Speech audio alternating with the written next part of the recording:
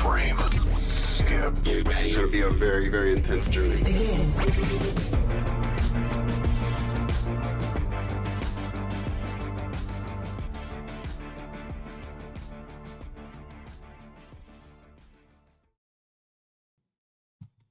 Hello, Internet. Welcome to episode 130 of Frame Skip, a video game podcast. Usually 4 friends, sometimes 3 friends, occasionally 2 friends, but tonight we're rocking 4. Nope, just I feel 3. like 99% of the time we're at 3. Yeah. Yeah. Usually 3, but sometimes 4. I don't want to leave anyone out, you know. Who are we leaving out? Coach the Kyle Newman. Oh my god, I forgot he existed. How could you? He occupies such a big part of my heart, big part of my brain. Always thinking about Coach a little bit. I am your host tonight, George. Those lovely voices you heard were Seth and Austin, my boys, my gamers, my friends, my pals. Guys, I am so curious to know what you have been playing this past week, but honestly, I don't give a shit because I really want to talk about what I've been playing this past week. I have been playing Hot Wheels Unleashed on PlayStation 5, and that game is freaking excellent. What happened to fun games? I gotta ask that first, because all due respect to Forza and Gran Turismo, incredible accomplishments, that's cool. Those cars look really realistic. They fucking suck to play, man. They're like not fun to play. Even Forza knew that. That's why they started doing Forza Horizon. And then all of a sudden that game became more of a chore to play than a video game to play. And then out of nowhere, out of the closet, out of the garage comes Hot Wheels Unleashed.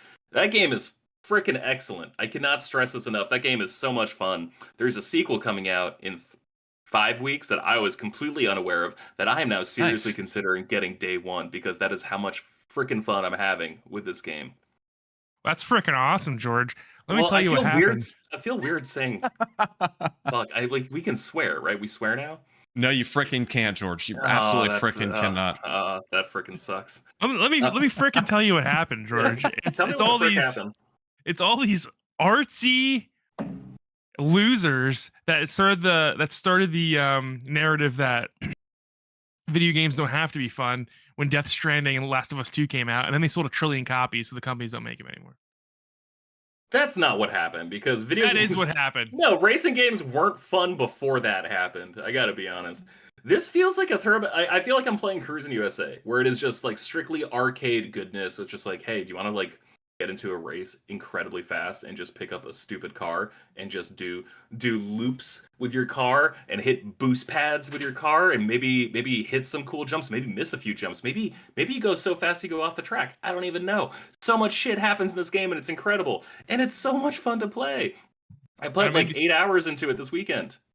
Maybe we should ask Austin what happened to these games, since he was like a little professional at the Sonic racing game. You see, frankly, I wiped the floor with the entire Sonic All-Stars Racing Transform community on the Nintendo Wii U in 2012. And so everybody just gave up at that point, George. I was top 100 in the world for many months in that game. And they just, nobody could take the heat. And I can't tell if you're Joe. Were you actually good at that game? Yes. No, I was. I am not joking. I was actually top 100 in the world in that game. for I'm sorry, which you said Mario Kart? Sonic Racing Transform. So the second one. Oh, yeah. I mean, only like 97 people played that. Right. So That's the thing. That's the thing. So I don't think it really means that much. But yeah, I don't know. I feel like once we got to the end of the PS3 generation, that's where the fun kind of stopped. Like, I guess when I think of games like Hot Wheels Unleashed, my head instantly thinks like PS3 generation. I don't know why. There were just a lot of fun games on that system, and yeah, I'd say even on the 360, and we kind of lost that once we hit PS4 and Xbox One, in my opinion. You bring up an interesting point. I feel like games got so tired of not being considered art, they overcorrected, and now they're explicitly trying to show how artful and artistic they are. Yeah. And like that's great. Like it is very much like the superhero movie-ification effect for games, I feel. Where like The Last of Us came out, it is lauded as like one of the best stories of all time, one of the best games of all time. I think that game fucking sucks to play. The story's awesome, I guess. I don't care about it. It's like a really depressing. It's like, how often do I rewatch Seven? I'm like, well, not very often, because that movie's kind of a fucking downer, to be honest. Last of Us feels kind of like a suicide note. I'm not really sure how much time I want to spend there, you know? And then all of a sudden, everyone was just like, no, we can make a big serious game. Oh no, we can push the medium forward. We can do something that's never been told in terms of storytelling.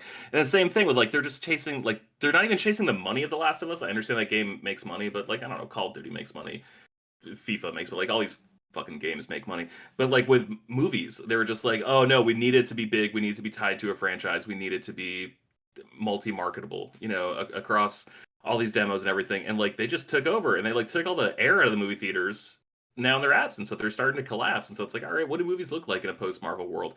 I don't know what games are going to look like. I think games has like a bigger, more diverse ecosystem. Like there's 100 games that come out on Steam every month that like I've never heard of and I'm sure are very good. Yeah. But like, man, it's just so refreshing to play a fun video game that just is, you know, like there's nothing to it. There's a giant grid. It's like, it's basically not Need for Speed. Burnout Paradise. You know how like you could like drive around an open world and then just like start certain events, like a 8-person race or like a time trial or whatever. Like it's basically that, except you're just on an overworld map, and that is all the single player content. There's like 52 races, 26 time trials, 7 secrets, I think, 5 boss fights, 9 secrets, whatever. And it's just like, oh shit, this is like the most pick up and play game I've played in the last 5 years, and it's excellent. And I just miss this type of arcadey experience that also has stuff for you to build. Like I'm building my collection. I've got dozens of cars. I feel excellent. I feel great.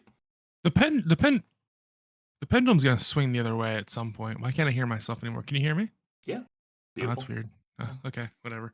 The pendulum's gonna swing the other way at some point. I mean, I think people are sick of like these super deep, dark video games, and we'll get more fun games. I mean, you just gotta support the fun games, right? And then Right. the big giant rich people that control our whole lives are gonna be like, oh wow, they want some more fun games, and they're gonna make the slaves below them make more fun games. George, just out of curiosity, while we're talking about this, just did you ever by chance play Cruisin' Blast when that came out on the Switch like 2 years ago, maybe 3 years ago? I did not. I thought it looked like a lot of fun, but I just wasn't ready for it. Yeah. I gotta be honest, the fact that there's trophies for Hot Wheels like really goes a long Yeah. way. And the fact that I get to play with friends. The one annoying thing about Hot Wheels is like you can't just have a party of your friends and jump into a race. Like you have to jump into a race and then invite your friends, and they have to hurry and answer the invite. Otherwise, the lobby is gonna fill up. So like that's really annoying. But besides that, I think this game is. That's the I think Mario this game Kart is- 8 method. is great. Mario Kart Yeah, 8 does the same thing. Dude, you know what? The last game that I felt like that is that Sackboy PS5 game. Like that was That game's good. Sackboy's Yeah, that game's fun. Big yeah. Adventure. I wasn't sure if it was Big Adventure. I couldn't remember. Yeah, that game was phenomenal. And I was playing it and had a big smile on my face the whole time. Because, well, also I felt the sense of dread because I knew that the PS5 controller was never going to be used that good ever again. Yeah. Because for some reason we keep launching consoles with like these really annoying peripheral, like not peripherals, but like features that game developers drop 6 months later. The one that kills me is at least on the DualSense, like most of the stuff gets used, just not as effectively as it was in Astro's Playroom or whatever it was on that kind of tech demo type thing. Mm-hmm. But the one that kills me, the piece of like hardware, I guess that kills me, that is just literally never used, is the infrared camera that is on the Switch Joy-Con, because it just sits there. It doesn't ever get used. Nothing uses it ever. There's an infrared camera on the Switch Joy-Con. Yes, on your right Joy-Con, if you look at the bottom of it, there's a little like black piece, and it's an infrared camera. And the only game that I can think of that uses it is 1-2 Switch, where you hold it like in front of your mouth and you like bite like you're eating a sandwich. And that's the only game that I'm aware of that uses that. But at least like awesome. the DualSense like kind of uses some of the stuff here and there. You know what? I was flabbergasted because are you playing Final Fantasy 14 on PC? A little of both. I've actually switched more over to PS5 since Andie started playing, so she can play on PC. Did you notice you can feel the footprints when Yes. a person stepping through the PS5? I was like, wow, that's pretty neat. Why? I wonder why they added that. I know. But whatever. And the mounts, did you notice the mounts feel differently too? Like when they flap their wings and stuff, depending on the mount, it'll change the vibration in the DualSense. It's pretty interesting. I haven't flown yet because I've just been cruising through Endwalker, but yeah, I thought it was pretty interesting. George, I want to play Hot Wheels. What is it? Hot Wheels Unleashed? So yeah, I was an idiot. I kept Googling. I was like looking up the trophy guide to be like, is there anything I should be like paying attention to? And I kept calling it Hot Wheels Force Unleashed. I'm like, no, that's not what it's called. That would be a sweet crossover. That would be awesome. Also, I love like the sequel's coming out, and it's Hot Wheels Unleashed 2 Turbo, I think is like what it's called. I'm like, excellent. Fuck it. That's like 90s naming conventions. Absolutely love it. Dude, I miss subtitles and titles. Like it should be like Hot Wheels Unleashed 2, We're Back or something, you know, like what happened to goofiness, man? Like let's get goofy. But that's the thing. I think that's why this year, more than any other year, I've played my Switch so much more this year. And I think it is because of that, where it's like everything is so intense and dour and mature on PlayStation. And like there's a time and a place for that. Like don't get me wrong. I love taking things seriously. But man, when everything is serious and every single news headline makes me question everything about like why are we here? Should I have kids in a world like that? Like everything is just so shitty so often. And I'm like, man, you know what's really cool? Being this weird little fucking alien and throwing plant babies at things to carry back to my spaceship. Like that's kind of neat. Hey, you know what really helped me? And I'm being serious right now. Stop watching the news. Stop reading the news. So much. It's seriously. I know this is kind of like offensive to Austin, but like it really did help because it's so depressing, man, all the time. It's just tough when the news finds you. No comment. It's just tough when the news finds you. Like, oh, I just want to dick around. Oh, what are my friends saying on Twitter? Oh, what do my friends get up to on Instagram this weekend? And then it's just like, oh, hey, there was a bombing in Kiev. It's like, oh, sick. Yeah. I literally like unfollowed and like muted all. So like I can't get news unless I actively go out and search for it. I'm like, oh, what's going on in the world? Oh, there's aliens now. That's interesting. Nobody cares. Nobody cares. It's the craziest thing that no one cares either. Like, I'm like, are you guys kidding me? Well, I haven't seen like compelling enough evidence that is like more convincing than what I already assumed. I was like, yeah, obviously there's fucking aliens, but like, what do they look like? Like that's where I'm at. Where I'm like, what? Well, like it's crazy. Are they tall? Are they blobby? Like, give me some more details because like I just assumed there was aliens. Okay, but like I think that people aren't being like blown away enough by the details. Is that so like they've gone to crashes and retrieved alien bodies. This is in the congressional record now, right? They have them. Yes. What? They said on record they have obtained biological material. Yeah. So and this also makes us there is a successful government conspiracy, which means that nothing is off the table anymore, right? Because they've hid it for years. The guy said since like the 40s they've hid this. And it's like this was a real conspiracy. They did it. They fooled us all. They're like, oh no, Roswell, that's a weather balloon. My favorite is like, man. my favorite is like the vindication of was it Tom DeLonge from Blink-182, who has like long since been like an alien conspiracist. Like wrote the song "Aliens Exist" and like got made fun of for years, and then like left Blink-182, started his band Angels and Airwaves, where like a lot more of the songs were about aliens. And like all the memes about him just being on cloud nine after those congressional hearings just make me so happy because like I love the guy. He's a little weirdo, but it seems like he was a right weirdo. You know, he was a correct weirdo this entire time. So like I've always kind of been above on the mind that like no, conspiracies aren't generally real because the government can't pull them off, but it turns out they can. So. What's going on now? First off, I need to see him. All right, we've all been prepared enough. Show me the alien. I want to know what it looks like. I want to know what it is. Dude, there's a lot of people saying they might not be aliens. They might be like fourth dimensional beings, which is like even more crazy because you literally can't wrap your mind around. The U.S. government can't send COVID checks on time, but they can contain a fourth dimensional being. Get the fuck out of here, Seth. That's not a thing. Well, I think they didn't contain it. I think the assumption is that it crashed on its own volition, and then we're like, but wow, so a fourth dimensional being just like actually leaves a corpse. That's not how the fourth dimension works. How do you know how the fourth dimension works, George? Time, dickhead. Like, what the fuck do you think that means? Yes, I don't know. A snail can't figure out how a smartphone works. We don't know what's going on with these things. Here's my ideal situation. I'm imagining a scenario where we find aliens, like they're unveiled to the public, but it turns out they're like, normal humanoid looking aliens, but they're like an inch tall, and the UFOs are like the size of like a hamburger. That's an ideal situation. Wait, how pissed would you be, Seth, if like that's what it was? It's just like, oh yeah, we found evidence of aliens, and like the spaceship is literally like a hockey puck. Like how? Damn it! Or like they show us an alien, and it's exact clone of Donald Trump. Like this whole race of aliens just looks like Donald Trump exactly, and you're like, oh my god.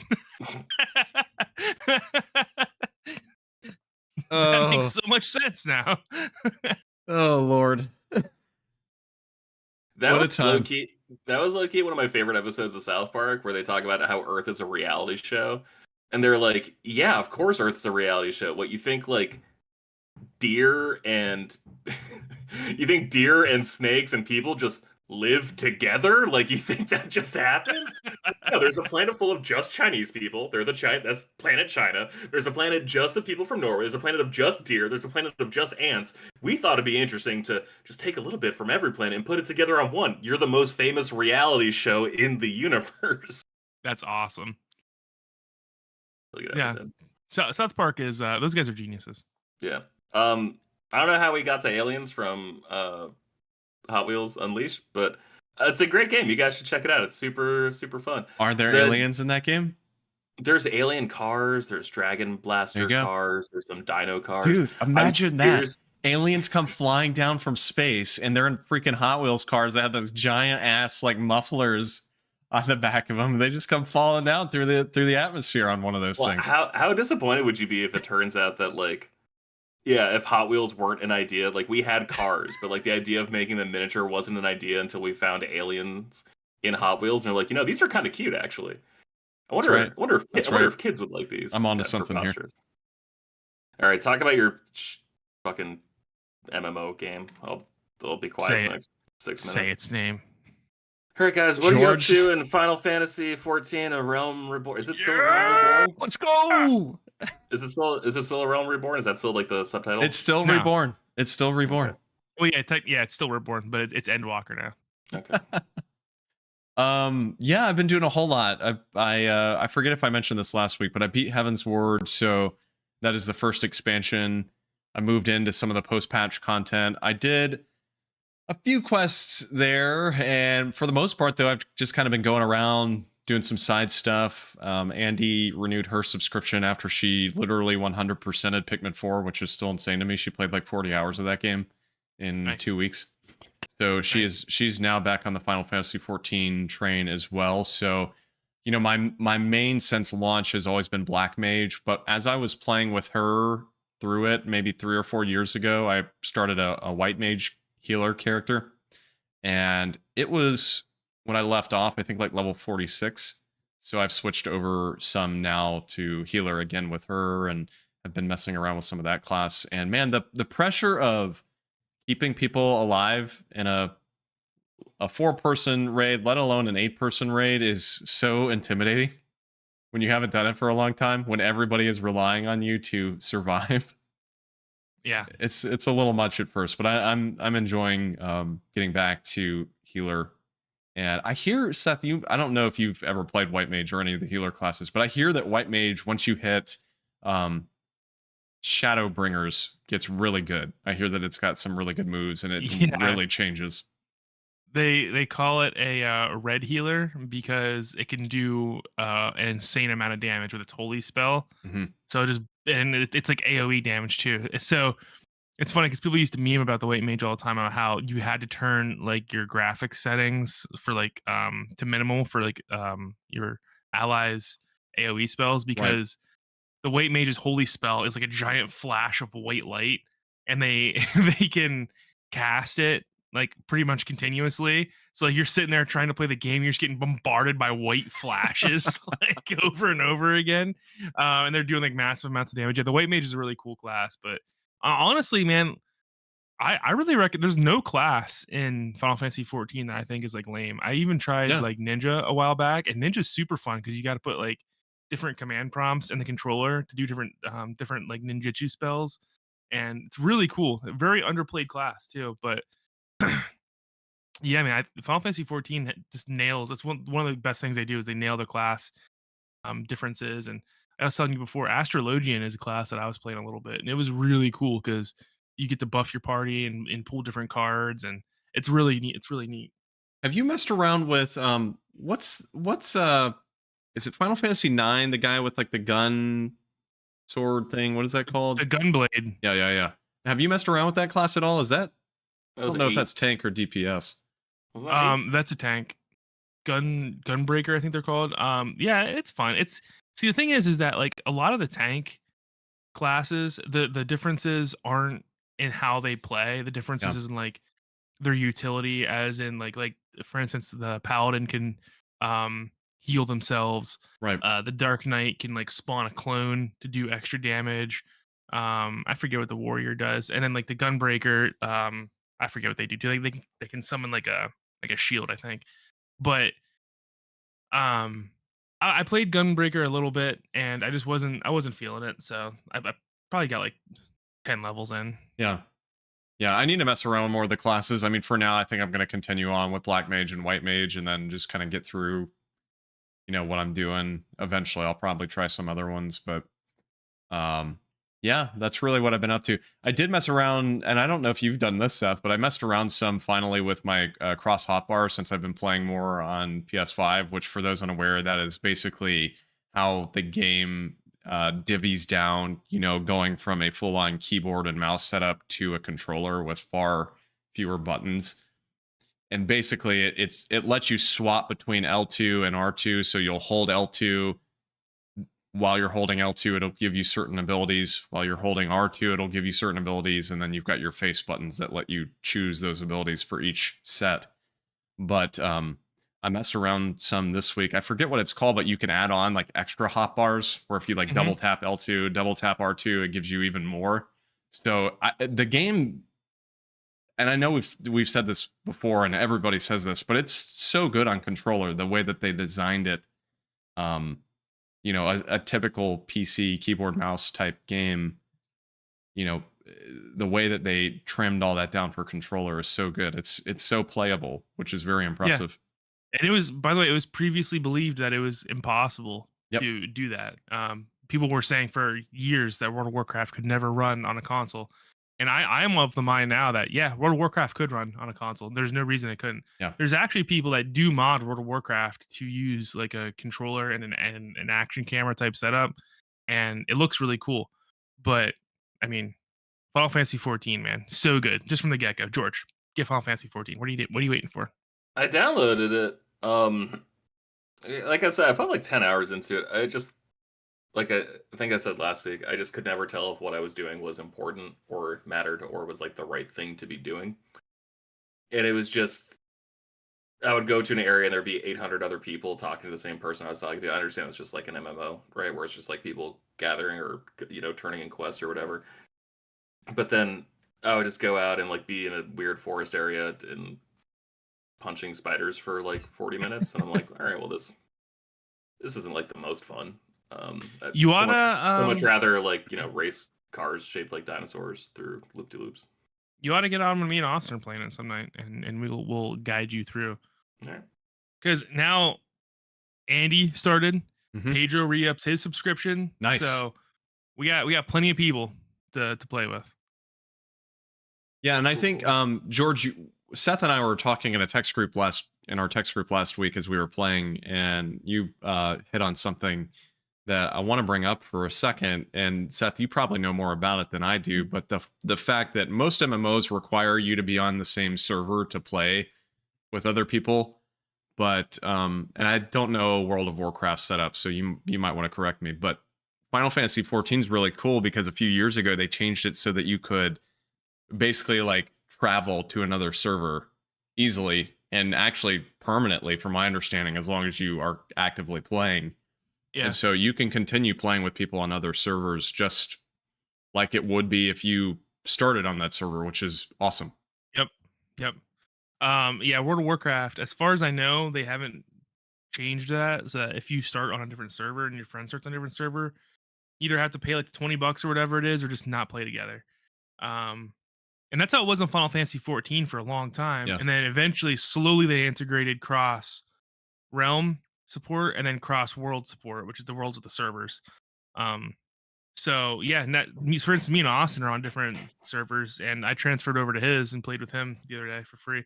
And it's a really good thing, man, because that was always a barrier for MMOs. And Final Fantasy 14, they used to charge for it. I'm sure they still do to charge for a permanent transfer. Yeah. But they were like, you know what? Why are we stopping people from playing together?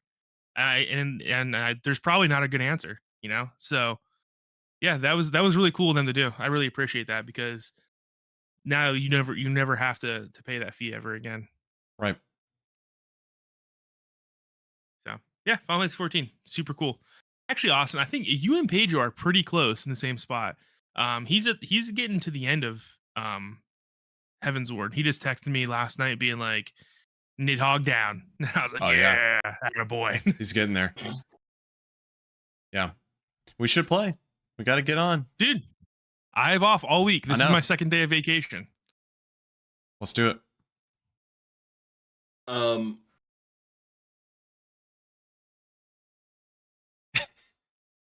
sorry. I'm trying to think of what I want to say without being offensive. Just say it. When does it get interesting? I'm sorry. Like, when does it stop feeling like Fetch Quest MMO, and then actually feel? Because like you guys have always said, like it doesn't feel like an MMO. It feels like a. It is a valid question, though. To be honest, George. So I just played through this whole game with Pedro again a couple years ago, and this was before they trimmed the fat down. So about 2 years ago, maybe 3, they took out like a ton of the fetch quests and dumped them from the first expansion because A Realm Reborn was super good and it saved Final Fantasy 14. But what they did was they added in a whole bunch of like filler quests to get you XP, and they didn't have the XP balance made real right. Because so I don't know if you remember this, Austin, but getting to like the final level in Final Fantasy 14 was a fucking grind. It was like, bad. No, I remember.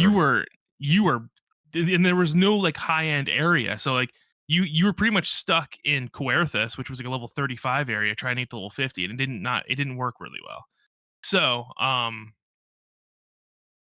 there was like a whole bunch of like fetch quests that gave you like, you know, a little more XP, and it really ruined like the balance of the story to like MMO questy stuff in Final Fantasy 14 because, you know, for better or worse, Final Fantasy 14's second iteration, A Realm Reborn, was based off of World of Warcraft. And all of World of Warcraft's quests are fetch quests. And everyone skips the text. No one reads anything. There's a story there, but no one knows it. Like 1% of people know it, right? So where that really changed was, in my opinion, the end of A Realm Reborn going into Heaven's Ward. Now, that was where it was when I was playing through it, but I know that they've gone back and changed the main campaign to make it more of a like a straight line, more of a speed run, right? And now you're kind of going from icon to icon. Or what are they called? Espers in Final Fantasy 14? Summons? What are they? I don't remember. Hell, I don't know. Are they just primals? Are they just primals? Yeah, I think they're called primals. That's the big thing of A Realm Reborn is you're going through and you're fighting all these classic Final Fantasy primals, Ifrit, Shiva, Garuda, Titan, Leviathan, and those experiences, like in Final Fantasy 16, are super cool. But you got to get through like a bunch of like meaningless dribble to get there. Yeah. I'll be honest, the base game is pretty slow for a while. I think really once you get actually pretty much right where Andie is at right now, once you get to Garuda, which is one of the last primals of the base game, is really where it starts to get good. I mean, I think sadly it is hard to get into at first because of the slow burn at the beginning. But I will say this, Heaven's Ward, I mean, I haven't gotten any further, but Heaven's Ward is phenomenal when it comes to storytelling and the raids and the bosses and the different things that you do. So it's a little bit of a slow burn. I think that's probably the biggest barrier for people to overcome if they've never played it before. But I would boil it down like this. Final Fantasy 14 A Realm Reborn is great with friends, but it is hard to get through if you're playing by yourself because the game is very fun to play with other people. But if you're just trying to like play through A Realm Reborn through the story, it's gonna be hard to get through until you get to like the end of it, and then you get into Heaven's Ward. And then once you get there, it just gets better and better and better.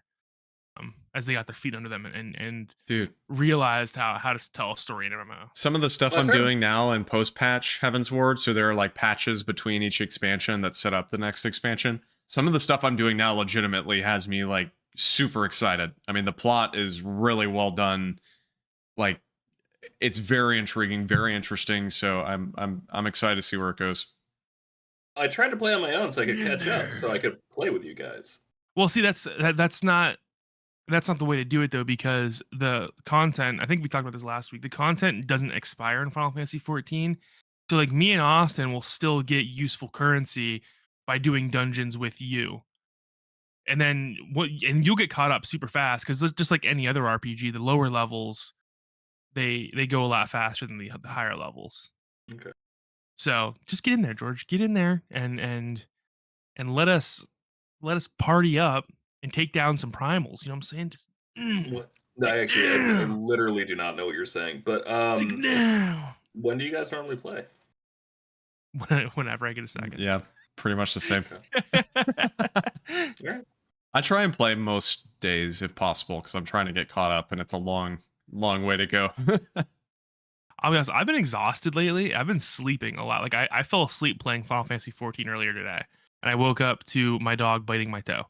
So I was like, what's going on?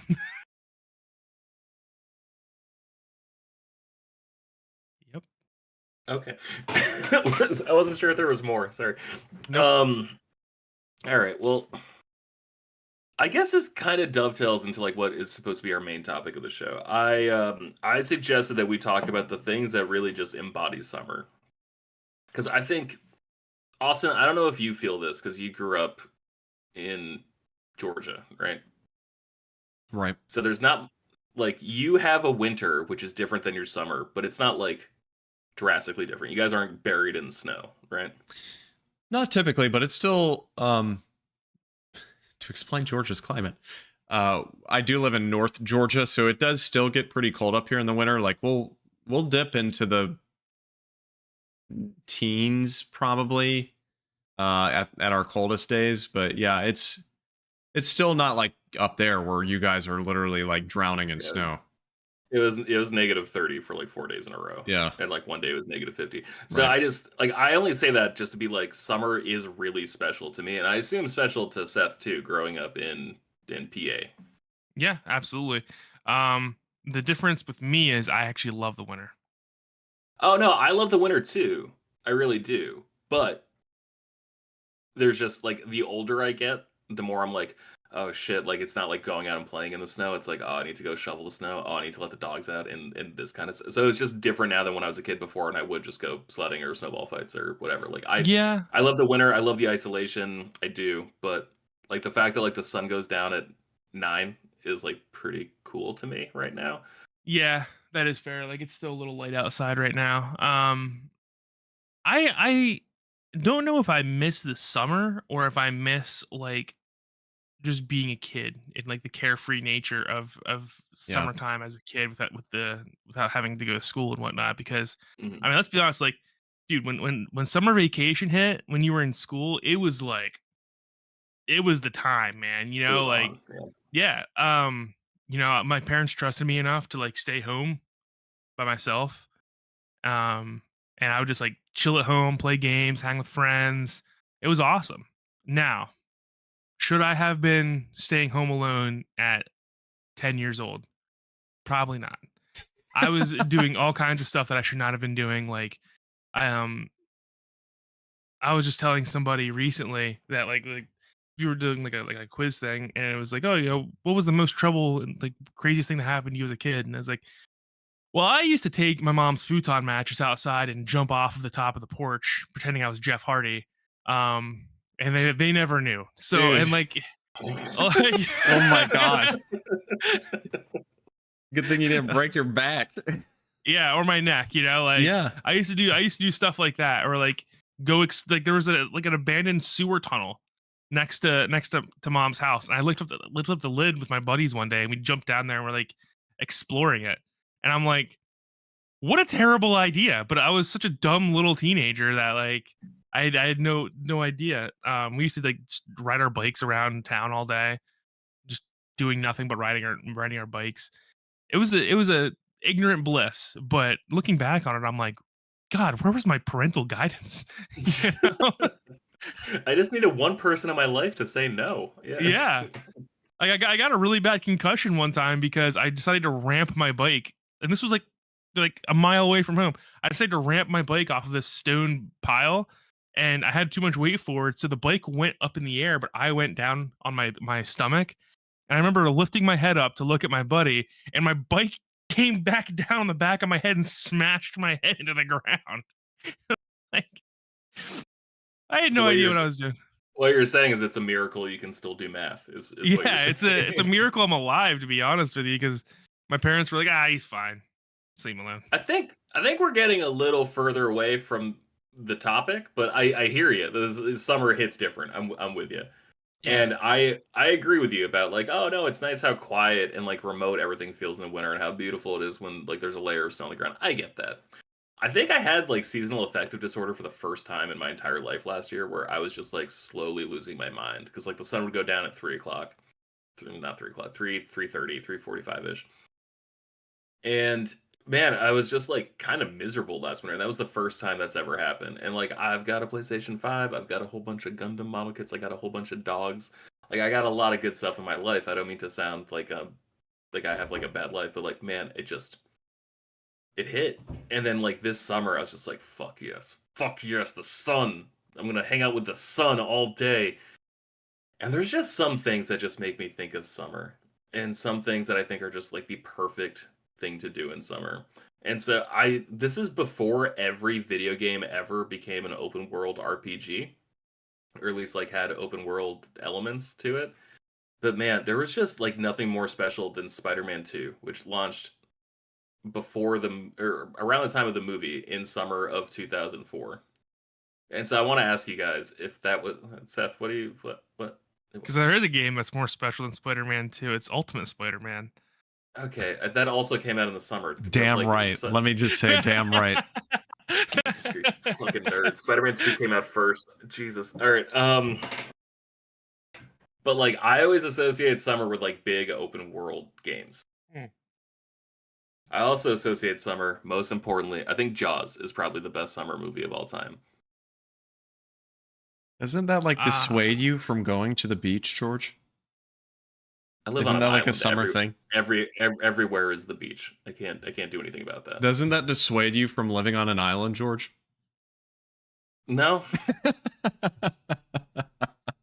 No, it's clearly a once in a lifetime thing. I know there was 3 more Jaws movies after the first one, but I'm gonna go ahead and say that they don't exist. And do you guys remember that video of that dude that punched the shark and picked it up and threw it back into the ocean?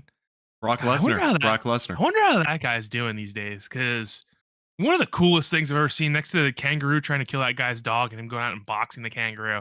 I mean, there are some guys that just built different, But do you think you could take that shark puncher in a fight? I don't know, man. That dude had no hesitation when he grabbed that shark and yeeted it back into the ocean. He's like, "Go back to where you came from, you big idiot. You stupid angry seal." I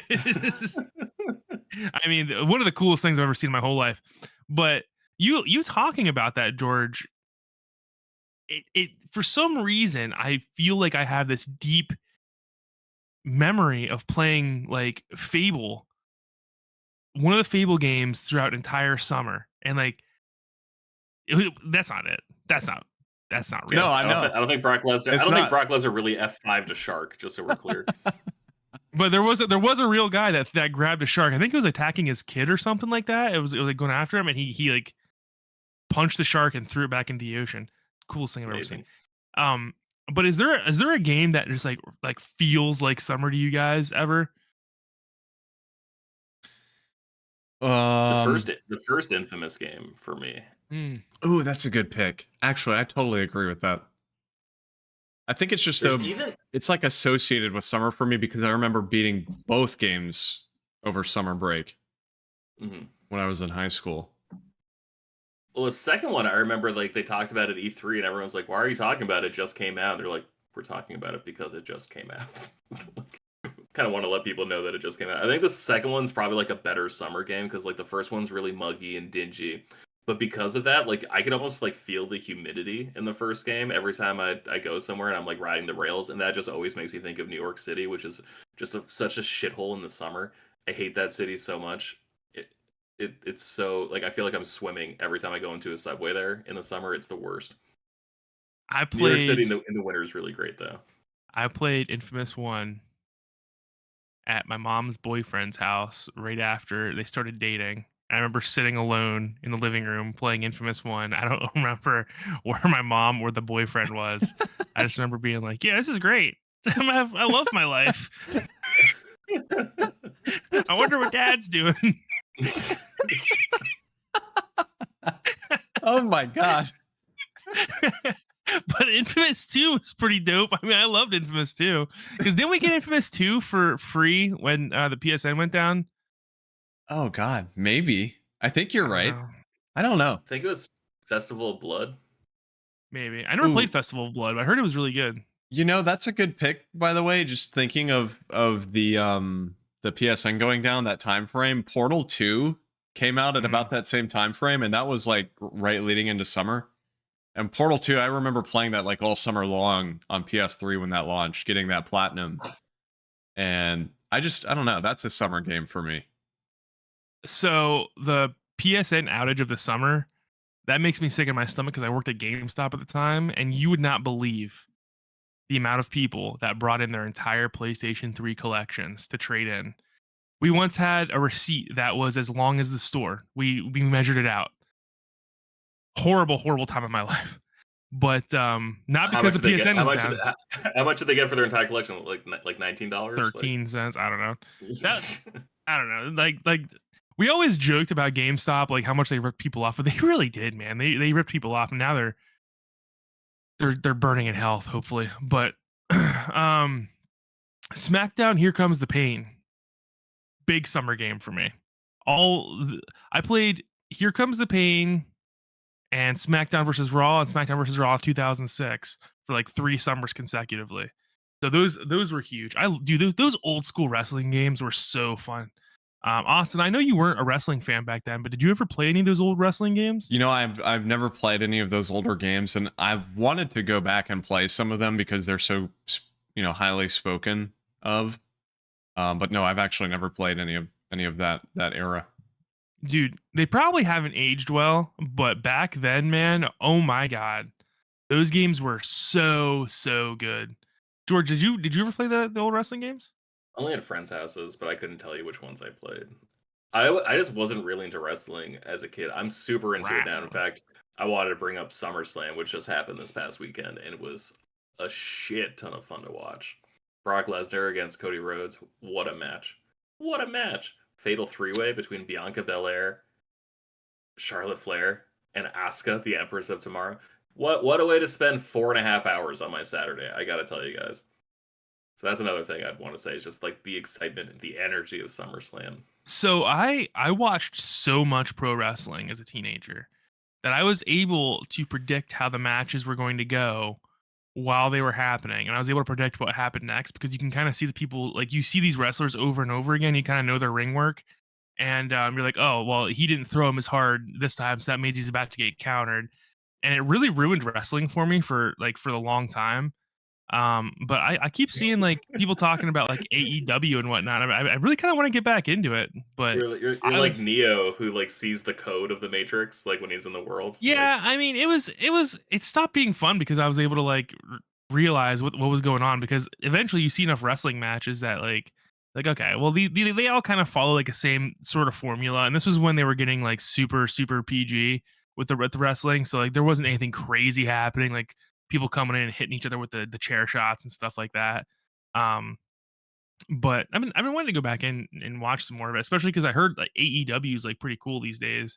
Um, Yeah, I've heard great things about AEW. They're actually going to be like 30 minutes from us in a couple of weeks, and I thought about going, but I've never watched any of it, so I don't have any context. But It looks like it'd still be fun even if you don't watch it. Yeah. For the record, it's on Wednesdays and Yeah. Saturdays. I think AEW Collision is on Saturdays. So AEW, dude, some of the Japanese wrestling, the NGPW stuff, is super fun to watch. That's the stuff I've enjoyed the most over the past few years. I don't really watch much of it anymore. But that's where my girl Asuka, the Empress of Tomorrow, comes from, and my guy Shinsuke Nakamura, the King of Strong Style. Yeah. I was trying to find a picture I had on MySpace of me doing the Jeff Hardy pose, but I couldn't find it. What's like the most iconic summer blockbuster for you guys? Like removing Jaws from the equation, because I think Jaws is the best summer movie of all time. But like, if I were to say summer, what's the first movie you think of? I don't know. I don't have movie release dates memorized like that. Yeah, I know. I'm not really thinking that way either. I have two. It's go ahead. Like the first Transformers movie. Oh, yeah, I'd agree with that. Totally. The first Transformers movie, and when I was a kid, I saw Independence Day for summer when I was 6 years old. I would say Spider-Man 2 for me. Not Ultimate Spider-Man, fucking dickhead. They didn't make a movie. If they made a movie, it'd be better. Okay. Dude, Transformers 1 is such a good pick. The first live action. I think that movie holds up pretty well. I actually don't disagree with that. Not racist jazz, but besides that, movie holds up pretty good. Transformers 2, I remember coming out in the summer and watching it and being super excited for Megan Fox. And then, God, we're going to get so many movies like that, by the way. Not with Megan Fox, that's not what I'm saying. But like that movie was like filmed during the writer's strike, so like no one could be on set to rewrite anything that wasn't working, so they really just shot what they had. And we were in month 3 of like the writer's strike, month 1, month 2 of the actor's strike. So man, all the good movies are like being pushed until like the strike is over, so the talent can start promoting it, especially like these smaller budget, big budget movies. There's some Zendaya movie, I think it's called Passengers, I can't remember, but like that one, or Challengers, that one's being held so that she can promote it because she's got like 200 million followers across all of her social platforms. But man, just next year's movies are going to be so fucking bad. Real quick, speaking of like summer movies and whatnot, how do you guys feel about Dune, the movie Dune? I haven't seen it yet. Incredible, dude. I don't understand that movie about like why. I think it's so boring, and like I keep trying to watch it and falling asleep. Now I watched Oppenheimer last night. Same thing. I'm like, this sucks. I am exhausted watching this movie. While you guys were just talking about Final Fantasy 14 for 19 minutes, I actually went online and bought tickets to see Oppenheimer a second time this weekend. That movie's fucking incredible. I have no idea. I don't get it. Well, what do you like? What about Oppenheimer did you like? What about it blew you away? It's fantastic. It's got a really good story. I mean, the way the plot is delivered, I personally found really interesting. I didn't know much about him as a person, but I will say this though, Seth. I think you kind of have to have an interest in like history of some sense to enjoy that film. Like, and you kind of have to have a knowledge of it and a care for it. I don't know. I like the context of like. Calling me dumb. I think Seth, Austin's saying you're too honestly, Seth, just to understand the movie. Don't be a dumbass, and then maybe you'll enjoy it. Probably hard to see the movie with your head so far up your ass. I knew all kinds about the atomic bomb, but I don't know. I thought it was. I was like, you know what? I could have gotten a 45-minute History Channel documentary and gotten the same thing out of it. Yeah, I get it. I mean, I knew watching that movie that wasn't going to be for everybody. But I loved it. I was like, I thought it was like twice as long as it needed to be, and like halfway through, I'm like, Jesus Christ, how much longer of this do I gotta stand for? You know? And then I was like, oh my God, we're only halfway done. That's I'm what gonna go- Oppenheimer said after he made the nuclear bomb. How much more do I have to do this? How long? How It much is gonna- longer funny, like, do I have to be on this planet? I don't know if this is a spoiler, but like the bomb goes off like around the 2 hour mark, and you're like, "Wow, what a great ending to the movie!" And you're like, "There's another hour," and then I think like I don't know. I think the last hour is absolutely incredible. I think that feels less like a Chris Nolan movie and more like an Aaron Sorkin movie, but it was so good. It's not me. Not for me. Okay. I thought the performances were absolutely incredible. I thought the cinematography and the scope, the scale, all of that was great. I like the idea of him battling his legacy, like just being confronted with like what he'll mean to the world. I thought that was really interesting. And then just seeing like the conflict, I guess, of science in this case being like a outlet of creativity, right? Because like the illusions in the beginning of the movie to like the way Synapse is firing looking like artwork, and the way like he thought life was worth living because he was like looking at stuff like Picasso's and like just equating what he does to what artists do, and then having the entire struggle be against bureaucracy. I just thought like that was a really interesting point about how like so many people can make so many things, but it's always someone else who wants to suppress it. I don't know. I just thought there was a lot to like about the movie. But it reminded me a lot of Dune because I feel the same way about Dune, where I'm like, I legitimately do not understand why people are like raving about this movie. It's one of the And most beautiful movies of the last 20 years. That's why, because it's Denis Villeneuve. is that really the only reason? Like, because it's pretty? I think it was nice seeing a giant epic that was new. Because like I watched the original Dune movie. The movie is a turd. All due respect to David Lynch, who's a director I don't really care for, but I admire and respect. I just don't enjoy watching his movies, but I understand he's contributed a lot to film. But it was a turd. This one though, like it was just nice seeing like a whole new world, especially because like it came out after Rise of Skywalker. I'm more forgiving and generous of Rise of Skywalker than anyone else I know in my real life. But even then, I'm just like, oh well, this is like what a good sci-fi movie is. Like this is what a good sci-fi movie looks like, as opposed to Rise. This is going to be just to sorry to pivot here, but talking about movies that feel like summer or that remind you of summer. I took a one of my first semesters in college. I took a film class like online over the summer, and we had to watch some just various movies. But we kind of got the option to choose what we wanted to watch. She gave us a list of like 40 movies, and we had to choose. I think it was like 8 throughout the semester of the 40. And so, of course, she had just this stellar list of like so many good movies. 2001, Metropolis, Blade Runner, like all this like super cool like sci-fi fantasy type stuff that I was all about. And Blade Runner I watched for the first time during that class over the summer, and I'll never forget watching that movie and just becoming absolutely obsessed with both that and 2001 as well, which is my favorite movie of all time now. But those movies in particular, there's something about, I guess, just watching them, like they make me think of summer for some reason, which is very weird for for Blade Runner in particular, because that movie is so like dark and dingy. But I don't know, there's just something about it that feels like rejuvenating. Did you see 2049? I still have not seen 2049. I still have not seen 2049. I need to sit It's down good. and watch it. 2049 is really good. That's the same dude who did Dune. Yeah, Denny. Nice. I actually didn't know that. Made a better movie in 2049. Okay. What's weird? I've been playing Super Mario. What's it called? Sunshine. Super Mario Sunshine. Because I'm like, oh, this should be like a summer game.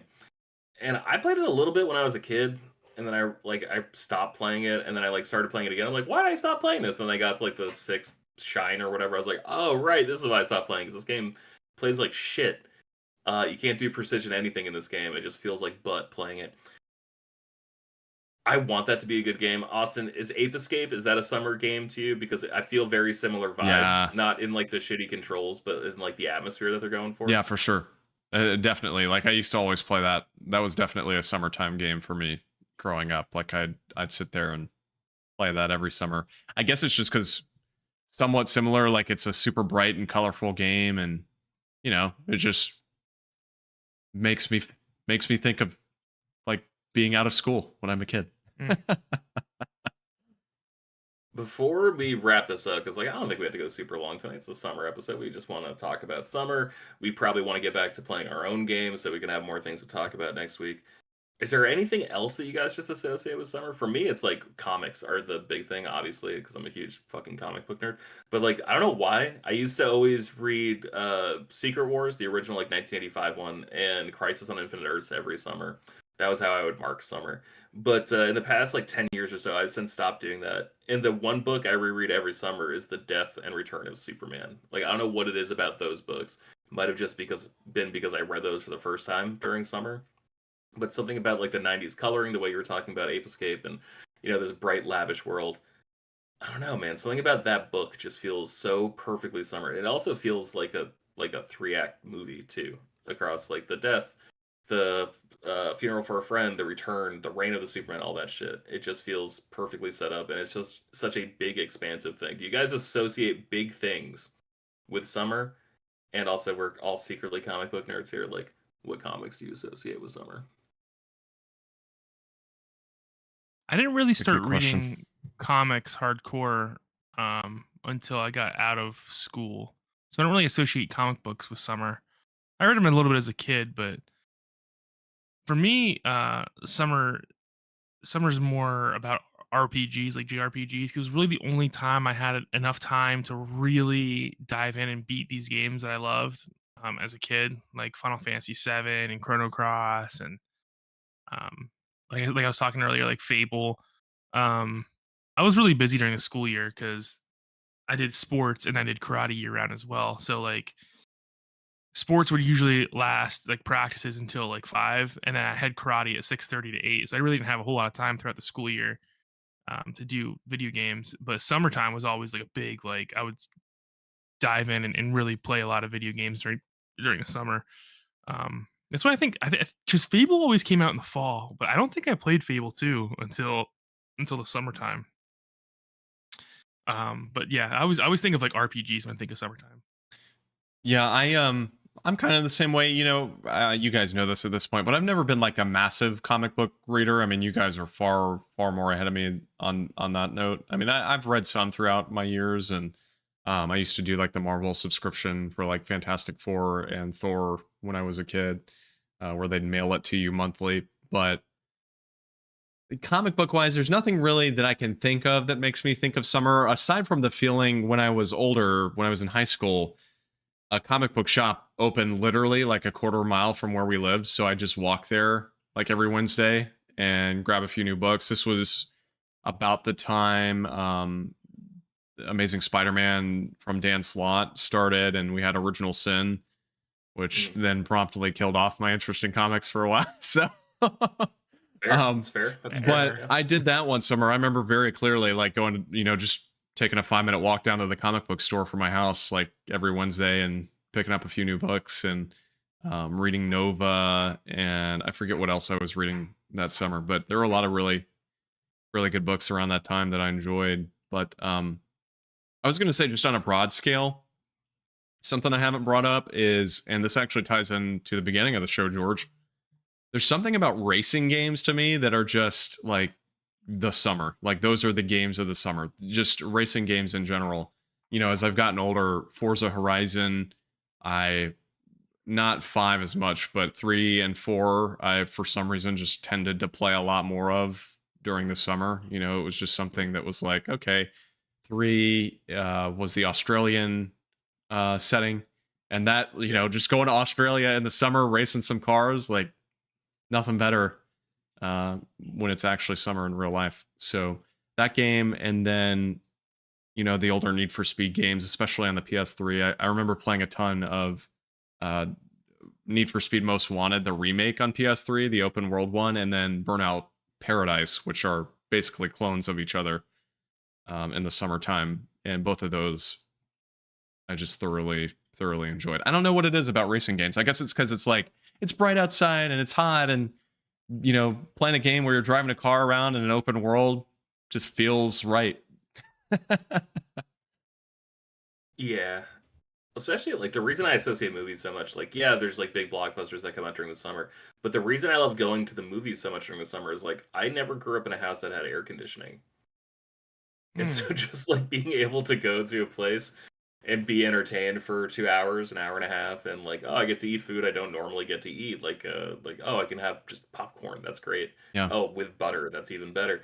Oh, I just get Coke whenever I want, Coca-Cola, whenever I want. Also, I can just get cocaine whenever I want. Like, what a time to be alive. And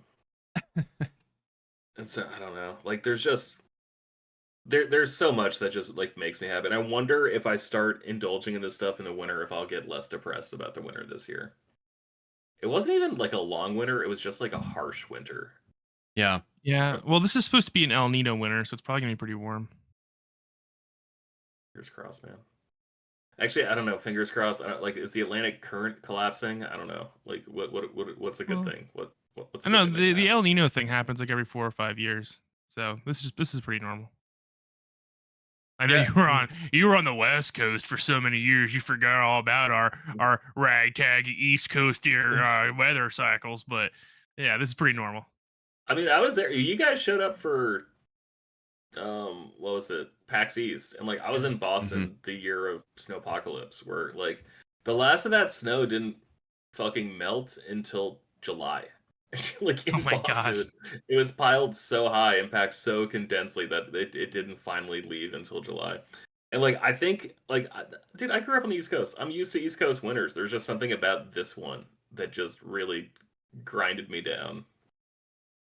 You know, it is I don't know. interesting, this whole conversation too, just in the backdrop, like hearing you guys talk about this and then, you know, thinking in my head, and I'm sure it'd be interesting to hear Coach's thoughts too. But like you said at the top, George, I mean, my summer is probably quite a bit different than your summer because frankly, we try not to really go outside that much and in the summer here because it's like mid 90s, high 90s most days and like humidity, too, I'm 85, assuming. 90% humidity. Yeah. So You know what I always think about is like those poor bastards in Disney World, those poor employees that like have to be outside all year round and like wear the dumb costumes, and the little kids are being like, "Oh, you know, I love you so much," and they're probably like, well, like what dying, about having what heat about strokes. what about the families that pay thousands of dollars to go to Disney World in July? Yeah, I don't know what their problem is What? either. Like stop. Don't. Yeah, wouldn't you go in like March? You would think, but no, they go in the summer when it's so brutally hot that you literally can't do anything. I mean, it was hot when me and Austin went in beginning of May. Yeah, It first was week like of May, super it hot. was already like 90. Yeah. Yeah, I mean, and I think I got sunburned a little bit just in the beginning of May. Yeah. So it's super hot, dude. And I don't know. Austin, did you drive to Disney World? No, we flew. Okay. Yeah, we could have driven because it's like a 7-hour drive, but we frankly, we didn't want to deal with driving 7 hours back after we were probably going to be exhausted, you know, a week into being at Disney, which we totally were. So that was the right choice. Yeah. Also, I see Andie behind you. Looks like she's playing Final Fantasy on a laptop. Look at that. She is. Yeah. Does she have any? Before we wrap up here, because I don't think we don't have to go long. Are there any movies, books, video games that she just thinks are intrinsically summer? Are there any movies, games, or books that you think are in the summer or that feel like summer? She's waiting to respond. She's also She's in the still ultimate thinking. heated battle.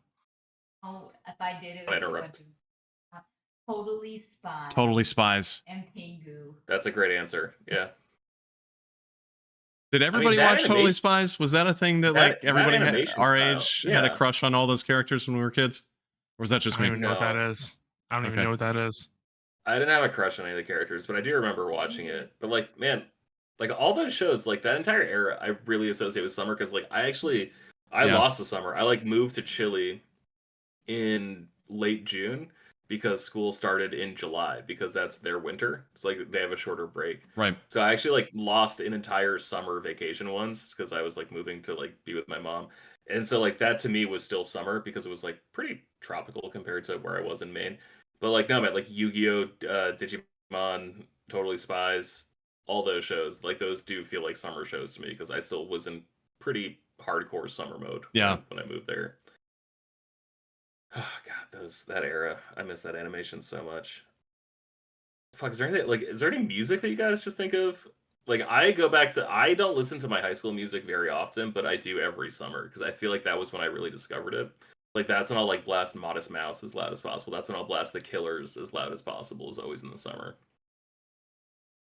Killers. Still good. Breaking my back just to know your name. Dude, my God. So I was older at this point, but the only reason I'm about to say this is because of Forza Horizon 2, and that is Churches, which is one of my favorite bands. But I used to listen to their songs all the time in the summer, like 2014, 2015, when I was driving to my first semester of college. I had like a 45-minute commute. The place I originally went to college before I transferred schools, and I got into Churches because they had a few songs in Forza Horizon 2 that were great. So I started listening to them in real life as I was driving, and very much so just felt like summer music to me. And then their most recent album is just like about horror things and does not feel like a summer album at all. Yeah, I mean, it's good. People need to listen to stuff in the fall. I get it. Yeah. All right. Any closing notes on summer? Because I think we're officially out of the dog days of summer. I believe that's mid-July. I'm pretty sure. What does that even mean? What does that even mean? I think it's supposed to be like the like when summer is starting to feel like people are getting a little sick of summer and they're like ready for it to cool down. I believe that's how it's used. But I don't fucking know.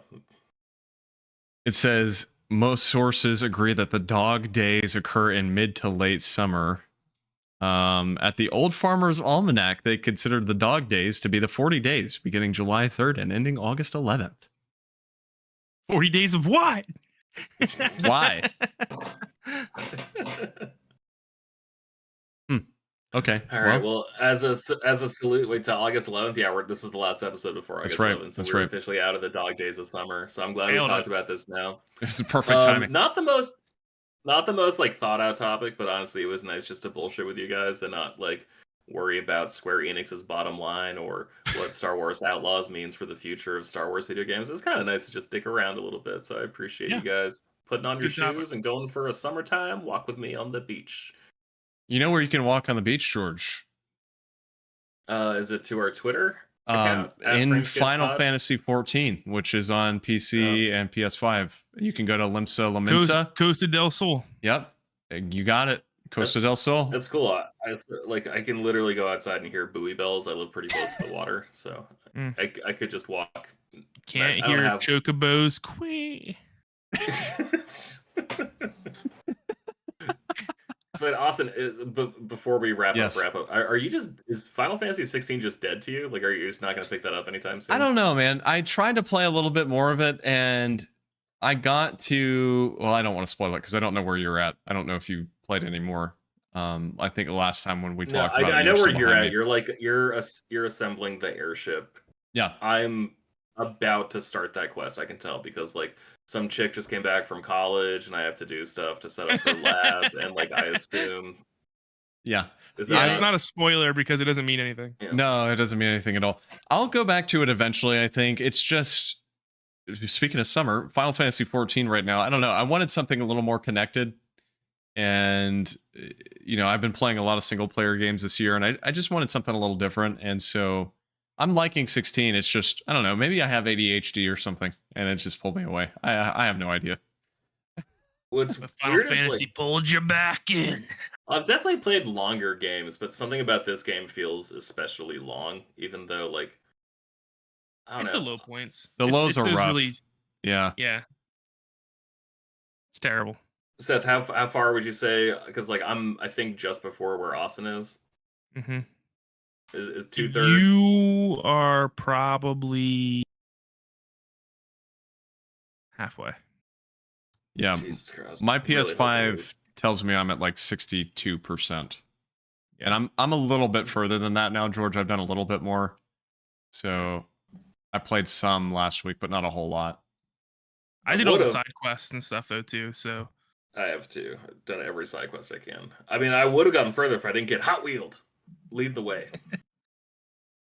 All right, we gotta wrap this bad boy up because I got to crap. Yeah, we gotta crap this bad boy up. All right. I got my small colon getting blasted up.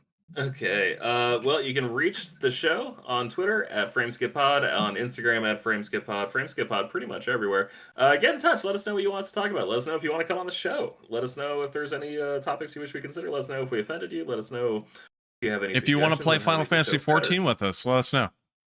Yeah, let us know if you have any suggestions on how to make the show better. Let us know if you have any ideas on how to make the show worse. We're open to everything. Thank you so much for listening. If you want to get in touch with Austin specifically, don't. That's weird. Just hit up the show. If you want to get in touch with Seth or me specifically, that's weird. Don't. Hit up the show at frameskippod on all of our socials. And we'll be back in your ear holes next week with episode 131, which I'm sure we're going to put a lot of thought into what we talk about that episode. So be excited and get ready, nerdos. We will talk to you soon. Smoochies! See ya.